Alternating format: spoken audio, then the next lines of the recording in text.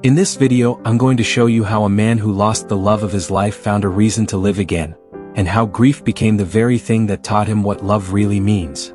Noah and Claire were inseparable. College sweethearts, same dreams, same humor, same heartbeat. They built a small photography business together, capturing other people's happy moments. Everyone said they were made for each other. Until one rainy night changed everything. On her way home from a shoot, Claire's car was hit by a truck. Noah made it to the hospital just in time to hear 4 words that shattered him. "We did everything we could."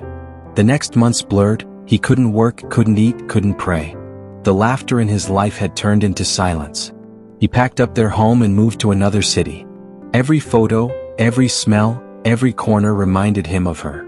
He promised himself never to love again, because loving meant losing. He stopped photography altogether. It was too painful to capture joy when his own was gone. 3 years later, while volunteering at a community center, he met a little girl named Lily, maybe 8 years old, camera in hand, taking blurry pictures of everything. He smiled for the first time in years when she said, "I like taking pictures because it helps me remember things." That one sentence felt like a whisper from Claire. He started teaching photography to kids at the center, free classes every weekend. Some of them had lost parents, some had seen things children shouldn't. Through their eyes, he rediscovered what photography really was. Not about capturing perfection, but preserving presence. Each picture became a reminder. Love never really leaves. Years later, Noah launched a project called Through Their Eyes. A photo exhibition featuring pictures taken by kids who'd lost someone.